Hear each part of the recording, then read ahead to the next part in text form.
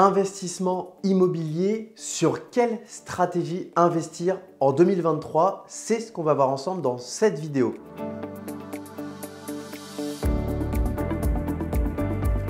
Bonjour à toi et bienvenue dans cette nouvelle vidéo YouTube. Je suis très heureux de te retrouver aujourd'hui pour te parler justement de quelque chose qui nous concerne tous. C'est aujourd'hui quelles sont les stratégies qu'on va devoir mettre en place en 2023 pour continuer d'investir.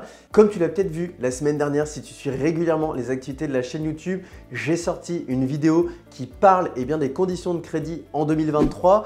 Et donc cette vidéo vient tout logiquement dans la suite, puisqu'en fait, il y a eu énormément d'évolutions sur le marché, notamment depuis le 1er septembre. On l'a vu chez IDV, en tant que développeur de patrimoine immobilier, on est constamment sur le marché et on a vraiment senti drastiquement un changement dans les modes de consommation des gens, que ça soit aussi bien chez les locataires, puisqu'aujourd'hui on gère plusieurs dizaines, je vais même dire centaines de locataires au quotidien.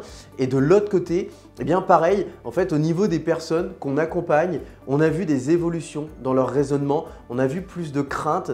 Et donc le but de cette vidéo, c'est de venir te rassurer sur le fait que oui, en 2023, c'est toujours le bon moment pour investir. Oui, en 2023, il y a toujours des bonnes opportunités à les saisir. Et j'ai même envie de dire, même si on a l'impression qu'on entend toujours cette phrase tous les ans, que oui, 2023 va faire partie des meilleures années pour investir. Et pourquoi ça? Parce que si on repart en arrière, on repart à la sortie du Covid, on se rend compte que depuis la sortie du Covid, il y a eu une forte accélération de l'inflation. Et cette forte accélération de l'inflation, qu'est-ce qu'elle a amené? Elle a amené une division des classes sociales. C'est-à-dire qu'aujourd'hui, à la base, quand on part de la classe populaire, en passant par la classe moyenne jusqu'à la classe aisée, on se retrouve avec 3 classes sociales différentes. Et malheureusement, en fait, on est en train de constater ça, et ça s'est accéléré encore plus depuis septembre 2022, qu'aujourd'hui, en fait, la classe sociale du milieu, elle est en train de disparaître. Et aujourd'hui, toi qui regardes cette vidéo, tu te retrouves dans une situation où si tu ne passes pas à l'action, si tu ne mets pas en place des choses de ta propre initiative, tu vas glisser peu à peu vers la classe populaire parce que ton salaire ne sera pas revalorisé à hauteur de l'inflation et du coup, ton pouvoir d'achat va être lourdement impacté.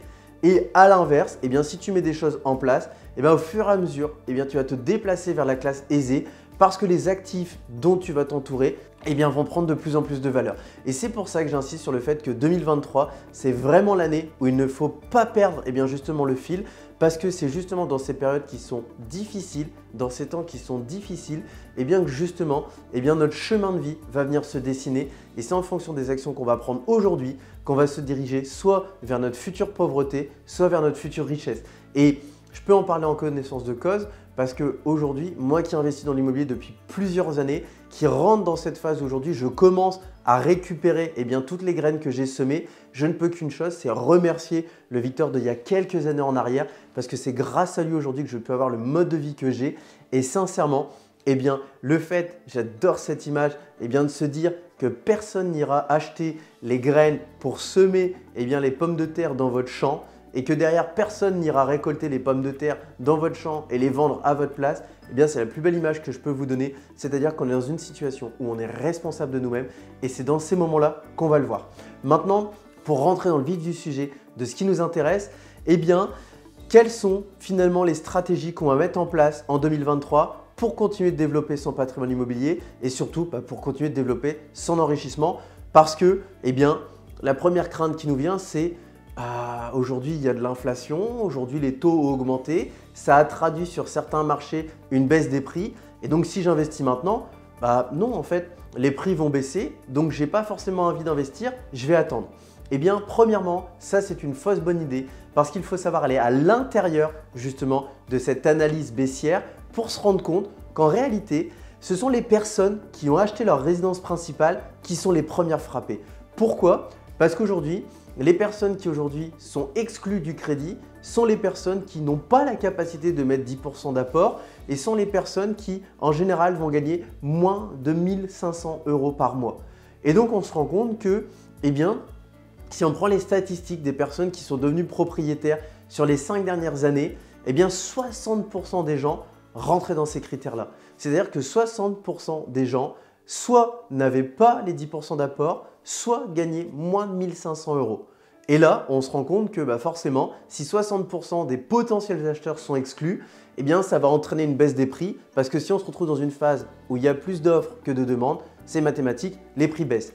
Deuxièmement, pareil, avec la hausse des taux, ce qui se passe, c'est que quand un jour, vous payez 1 000 € de mensualité de crédit pour emprunter 200 000 € et que le lendemain, avec ces mêmes 1 000 €, vous ne pouvez emprunter plus que 175 000, une nouvelle fois, ça vient revoir vos perspectives d'achat et donc ça vient impacter votre budget et ça amène des baisses de prix.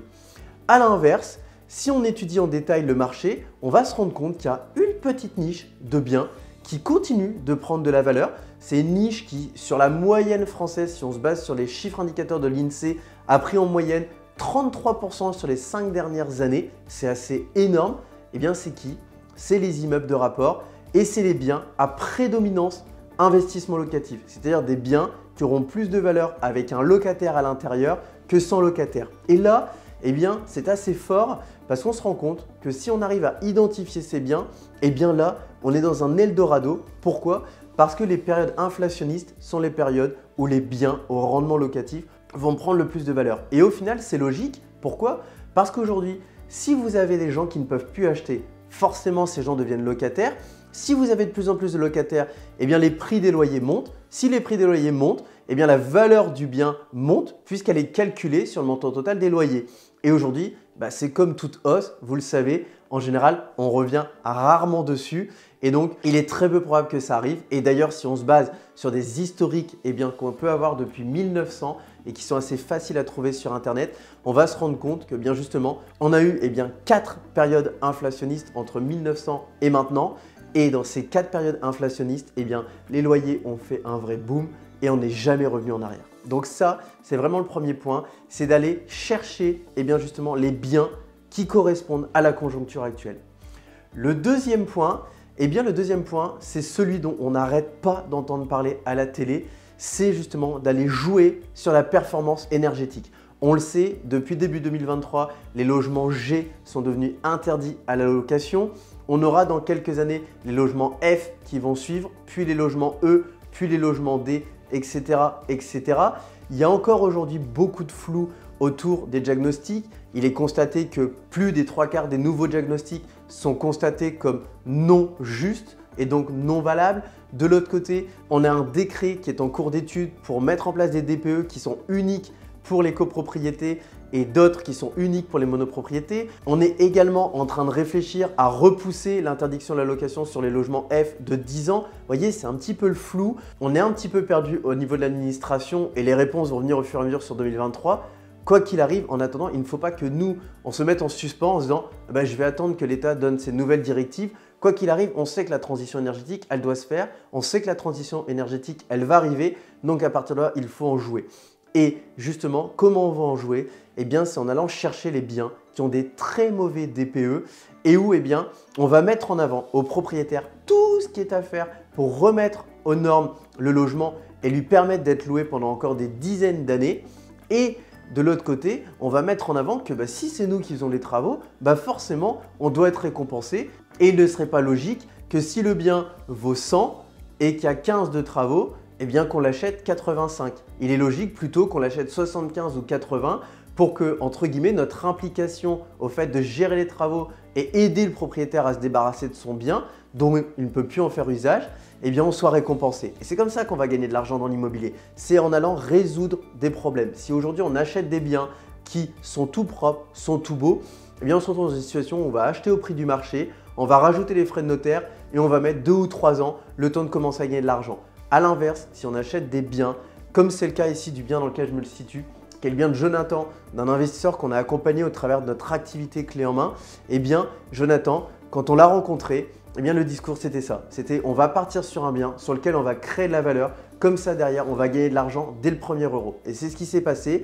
On a récupéré un appartement où les loyers étaient sous la valeur moyenne du marché. Et donc, quand les locataires sont partis, on a pu rehausser les loyers. Et surtout, on était sur un logement qui aujourd'hui n'avait pas d'âme. C'était un logement qui était blanc, qui était froid, avec des matériaux de point de vue sanitaire, douche, cuisine, qui n'étaient pas qualitatifs. Et aujourd'hui, on se retrouve avec un logement où forcément vous déclenchez systématiquement le coup de cœur parce que vous avez ajouté des éléments coup de cœur, vous avez ajouté de la belle décoration et derrière, eh bien forcément, c'est le match gagnant. Et maintenant, il reste un dernier point à voir. Ce dernier point à voir, eh bien, c'est quelque chose qui est peut-être difficile à entendre parce que c'est quelque chose qu'on voit régulièrement sur YouTube, c'est quelque chose dont on entend parler énormément dans les médias, mais en fait, c'est le fait de ne pas céder à « j'ai trouvé la meilleure stratégie, venez voir ceci, venez voir cela ». Pourquoi? Parce qu'aujourd'hui, si vous laissez traîner vos oreilles sur YouTube, que vous laissez traîner vos oreilles dans les médias, vous allez voir que si vous voulez investir dans l'immobilier et gagner beaucoup d'argent, il faut faire de la colocation, il faut faire du Airbnb, il faut faire de la renta à 10% et plus. Et ça, aujourd'hui, j'ai envie de dire qu'il y a du vrai, mais il y a aussi du faux. Le vrai, c'est quoi? C'est que oui, aujourd'hui, c'est des stratégies qui permettent d'avoir des rendements plus élevés parce qu'on va dégager plus de loyers, mais aujourd'hui, c'est aussi beaucoup plus d'implications. Et à un moment, on vient se poser la question dans l'immobilier à est-ce que je me crée un second métier et je suis prêt à faire la gestion de 6 colocataires en même temps au lieu d'un seul locataire pour au final gagner 250 € de plus à la fin?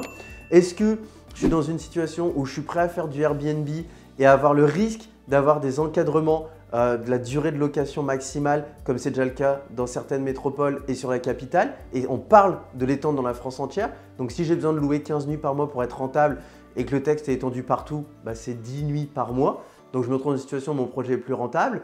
De l'autre côté, si je vais dans des biens à 10% et plus, bah souvent je vais me retrouver dans des zones qui ne sont pas très liquides à la revente ou avec des locataires plutôt de second choix. Et donc au final, moi je dis toujours, et si on revenait au terre-à-terre? Et le terre-à-terre, c'est quoi? Eh bien, c'est acheter des investissements qui répondent à un besoin précis, qui est celui de se loger ou qui est celui de donner un local commercial qui est décent pour quelqu'un qui veut en faire son activité. C'est donner des bureaux de qualité pour une société qui veut accueillir ses collaborateurs. Et à partir de là, on va être sur des investissements qui répondent à des besoins précis et où on est dans une dynamique où l'offre reste cohérente avec la demande. Parce qu'aujourd'hui, quand vous prenez le boom du Airbnb, le boom de la colocation, vous avez aujourd'hui dans énormément de villes beaucoup plus d'offres que de demandes et on a des chutes de prix qui sont constatées. A l'inverse, quand vous investissez sur du terre-à-terre, que ce soit du studio, du T2, du T3, de l'immeuble de rapport, de la maison, vous êtes sur un besoin qui est tellement fondamental, tellement primaire que vous touchez toute la population. Et c'est là-dessus que je voudrais conclure cette vidéo, c'est aujourd'hui, pour passer à l'action, faisons des investissements qui sont cohérents pour notre stratégie et basons aujourd'hui nos investissements sur nous, sur notre pourquoi, sur ce qu'offre la conjoncture et le mix de tout ça nous donnera l'investissement parfait. J'espère que cette vidéo t'a plu. Je te laisse liker la vidéo, ça m'aide beaucoup dans le référencement de la chaîne YouTube et t'abonner si ce n'est pas encore fait. Chaque semaine, c'est une vidéo de conseil qui t'apporte énormément de valeur. Et en attendant, je te dis à très bientôt pour une prochaine vidéo. Ciao!